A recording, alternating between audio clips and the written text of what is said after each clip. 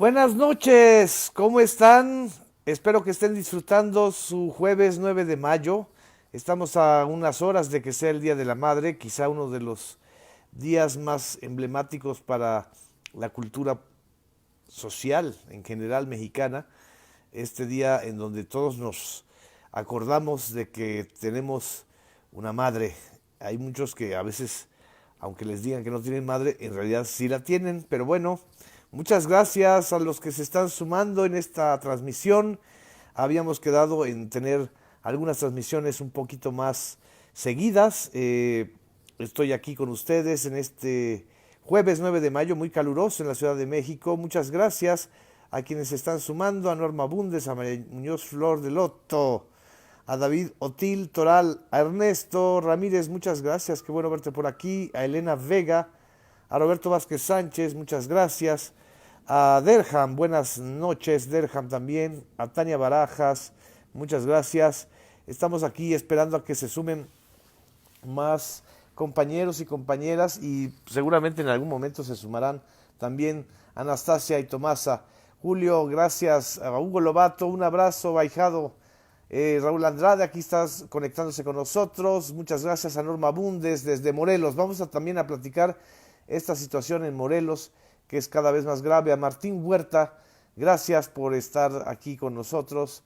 A nuestro best grandfather, a Norma Salazar.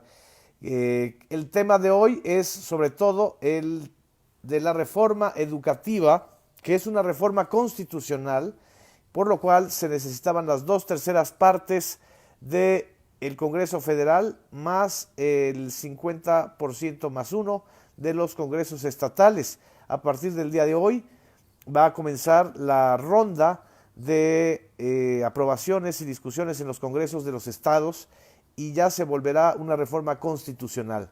Se trata, después de la reforma de la Guardia Nacional y también después de la reforma laboral, quizá de la reforma constitucional más importante, más significativa de este periodo que algunos le llamamos la Cuarta Transformación, otros dirán de cambio político o de alternancia o lo que quieran.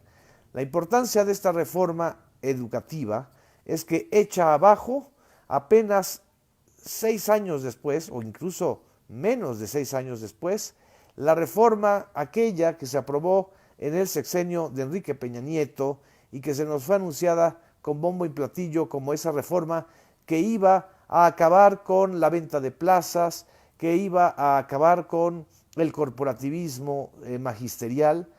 Era en realidad, y así lo queremos observar y subrayar, la reforma del periodo de Peña Nieto, una reforma laboral en términos estrictos, disfrazada de reforma educativa. No era una reforma de fondo en los contenidos, en los métodos, en las enseñanzas de la educación. Era una reforma para que se convirtiera la evaluación educativa o la evaluación de los maestros en el gran filtro. Y obviamente la evaluación educativa tenía como objetivo el apoderamiento del enorme, complejísimo y muy importante sistema educativo mexicano. El sistema educativo mexicano, el sistema público de educación mexicana, es quizá tan importante o tan grande como Pemex o como el Seguro Social, pero sobre todo se trataba de ir y aterrizar en las aulas un modelo distinto al que durante muchos años se aplicó para reforzar la rectoría del Estado en materia de educación pública. Esa reforma se hizo con una venganza política de el gobierno de Enrique Peña Nieto a Elbester Gordillo, no para democratizar el sindicato magisterial. ¿Verdad que sí, Anastasia? Aquí está Anastasita, que nos va a saludar. Oyó Elbester y dijo, yo quiero participar, yo quiero participar. Eh. Fue una venganza política para tener el control del magisterio que en este país siempre se ha creído o se ha pensado que quien tenga la dirigencia del Sindicato Nacional de Trabajadores de la Educación puede tener a su servicio y a su favor a una red de 1.100.000, 1.200.000 trabajadores de la educación. Y como todos recordaremos, esa reforma educativa en la época de Enrique Peña Nieto generó una de las disputas más agrias con la Coordinadora Nacional de Trabajadores de la Educación, es decir, con la parte dentro del sindicato magisterial que pues controla y tiene alrededor de 250.000 maestros en varias entidades del país, emblemáticamente están en la sección 21 de Oaxaca, sección 22 de Oaxaca, perdón, en la sección 9 de la Ciudad de México, en las dos secciones de Chiapas, en Michoacán, en Guerrero. Es uno de los grupos sindicales más importantes en el, y movilizados, que por cierto, en este periodo de discusión no se han movilizado, porque a pesar de sus objeciones y a pesar de la oposición de algunos grupos dentro de la Coordinadora Nacional de Trabajadores de la Educación, aquí la Anastasia quiere besito, ellos están a favor de esta reforma constitucional, en primer lugar, porque se refuerza la educación en las normales superiores, se refuerza la rectoría del Estado, se establece que los maestros van a estar regulados en el apartado B del artículo 123 constitucional, es decir, retornan a ser lo que han sido siempre, servidores públicos. Y no solamente eso, sino que los derechos laborales de los maestros se respetarán y los criterios de evaluación continua o mejora continua, como también se está señalando, cosa que también le molestó a los opositores, se realizarán sin estas instituciones que se crearon durante el periodo del peñismo, como el Instituto Nacional de la Evaluación Educativa. Hay otras cosas muy importantes que tiene esta reforma constitucional. Digo que es reforma constitucional porque se aprueba cambios en el artículo 3, en el artículo 31 y en el artículo 73 de la Constitución. Esta reforma también se mete o analiza el asunto de fondo del contenido educativo. En los planes y programas de estudios se privilegia la enseñanza de las matemáticas, de la lectoescritura y explícitamente por primera vez después de muchos años de demanda de sectores educativos, de sectores ciudadanos, de sectores laicos, se incluye que explícitamente se dé educación sexual y reproductiva a los menores. Este es uno de los puntos que no le gusta al conservadurismo y no le gustó a los panistas, pero evidentemente los panistas, que fueron los únicos que votaron en contra en la Cámara de Diputados y en el Senado, son los únicos que votaron en contra, es decir, votaron a favor los del PRI, los de Morena, los del Verde, los del MC, los del PRD y hasta los independientes. ¿Qué quiere decir? Que hasta los propios priistas que hace un sexenio habían apoyado y aprobado y aplaudido hasta como focas la reforma educativa de Peña Nieto, en este proceso apoyaron, incidieron, influyeron. Yo los invito a que escuchen, por ejemplo, en el Senado de la República, ahí está el video, una participación muy interesante de Beatriz Paredes Rangel, ex dirigente nacional del PRI, ex legisladora muchas veces, maestra y también alguien que trata de recuperar la fuerza perdida por el PRI durante muchos años de corrupción, de cleptocracia y de pactos con el PAN. El único partido que votó en contra fue el PAN. ¿Y saben cuál fue el argumento? Aquí estoy escuchando, viendo sus comentarios, muchas gracias. ¿Saben cuál fue el argumento del PAN? Tú sabes, Anastasia, ¿cuál fue el argumento del PAN? ¿Lo sabes o no lo sabes? Bueno, el argumento del PAN fue que la reforma constitucional era un regalo, así lo dijeron, regalo de Morena a Elbester Gordillo. Bueno, O son cínicos o son desmemoriados.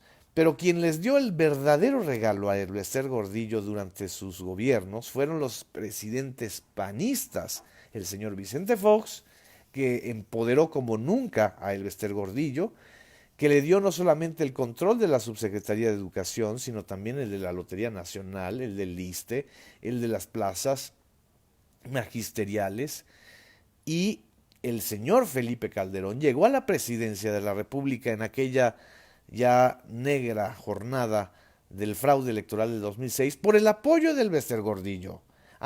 Pero ahora, como se han vestido de demócratas, según ellos, ahora acusan o ven la paja en el ojo ajeno y no la viga en el propio. La verdad es que el poder sindical, político y económico del Bester Gordillo en estos momentos es muy disminuido. Según versiones que me han comentado, dentro de la estructura magisterial, la fuerza directa del Bester Gordillo no rebasa los 50,000 o 60,000 maestros. Estamos hablando de un sindicato de 1,100,000, 200,000 maestros. Por supuesto que es mucho más importante, poderosa, la Coordinadora Nacional de Trabajadores de la Educación y no se diga el Sindicato Nacional de Trabajadores de la Educación y sus secciones tradicionales.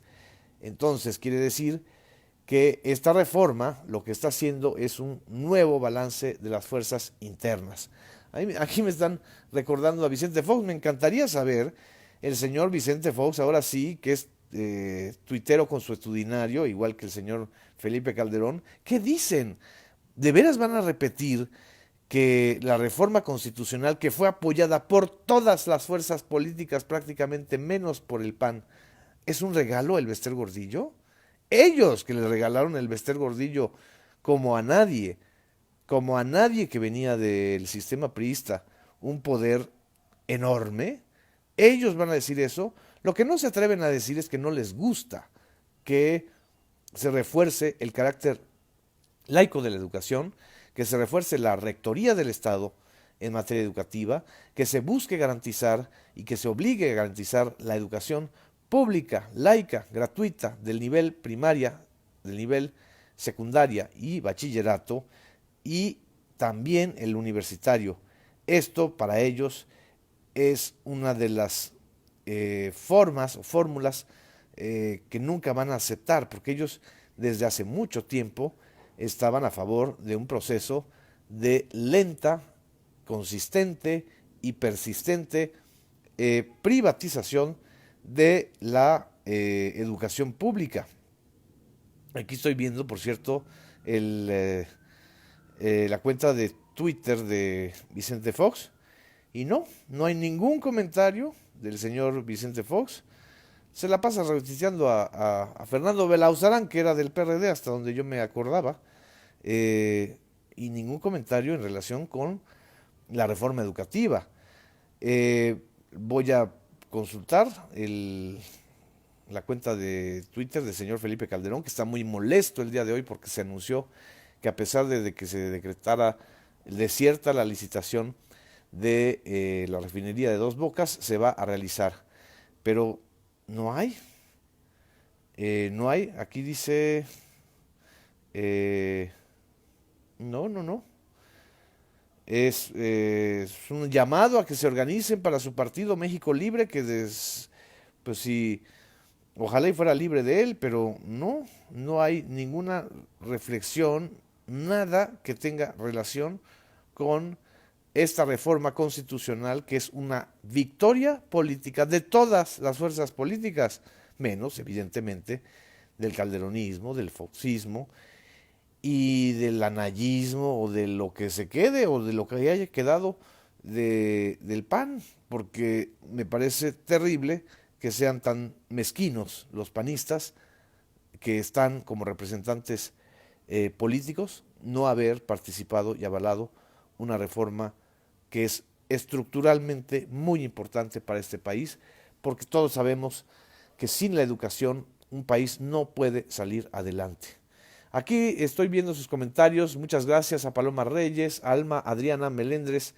Dice que Fox no le interesa más que agredir a AMLO. Mario Cruz habla de que rescatemos Pemex. Aurelio Uribe, saludos desde Zapopan. Gregorio Martínez, buenas noches, Gregorio. Un abrazo. Agrala Martínez, que dice que nos vale madres. Pues bueno, el PAN es un partido que es la segunda fuerza opositora o partidista, entonces no sabemos por qué siguen en esta fragmentación cada vez más acelerada. Sandra María del Río dice no a la mercantilización y privatización de la educación. Lalo Solís, Calderón es un gerentillo de transnacionales. Derham, que si existe Anaya, bueno, sería interesante que dediquiera algo a Anaya. Por cierto, hace tiempo que no sabemos nada de Ricardo Anaya. ¿Será que fue a comprar bodegas a alguna otra parte del mundo? ¿O será que no, nada de Ricardo Anaya? Aquí estoy abriendo su cuenta también de Twitter y su último tweet fue del 25 de febrero de este año, agradeciendo las muestras de cariño por su cumpleaños. Nada de nada. En fin, es, eh, es impresionante lo que está sucediendo.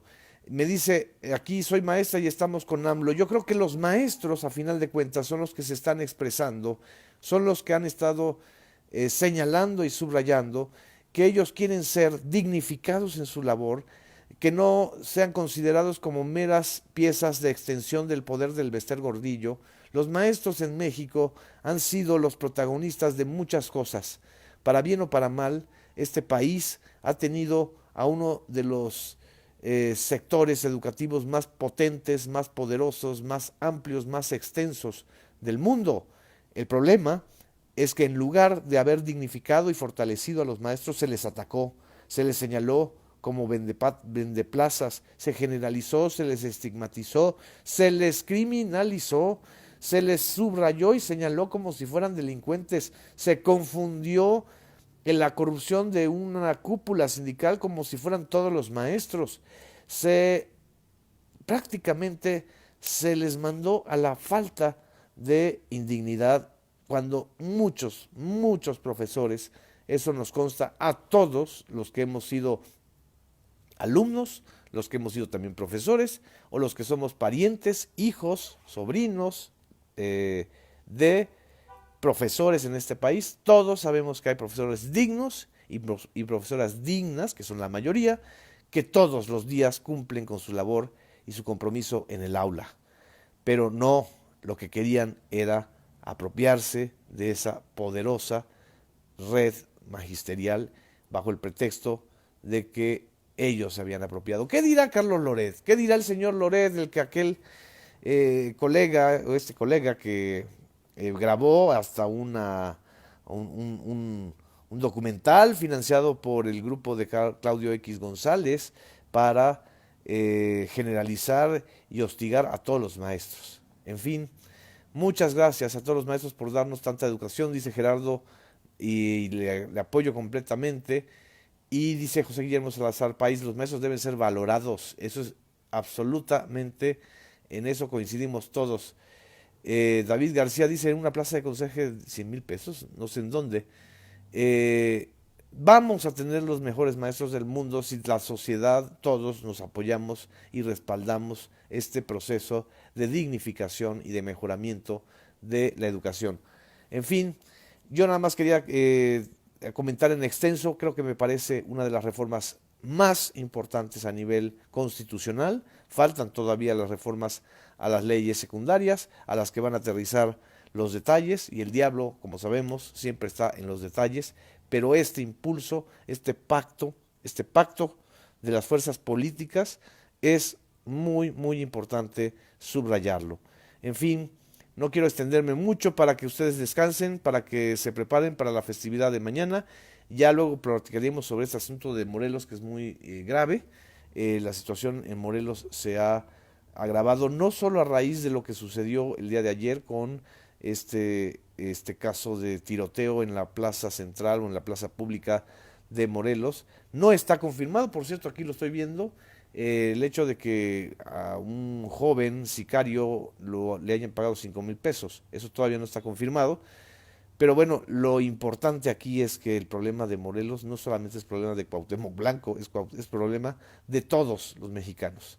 En fin, muchas gracias. Me dice Grala que no me vaya, pero si me vas a tener en repetición las veces que quieras, mi querida Grala. En fin, muchas gracias a ustedes. A ver, Anastasia, ven a despedirte de toda la gente que es tu fan, que te quiere. ¿No quieres? Bueno, ya que hacemos cuando una gatita no quiere, pues ni modo que le obliguemos, ¿no? Buenas noches, muchas gracias.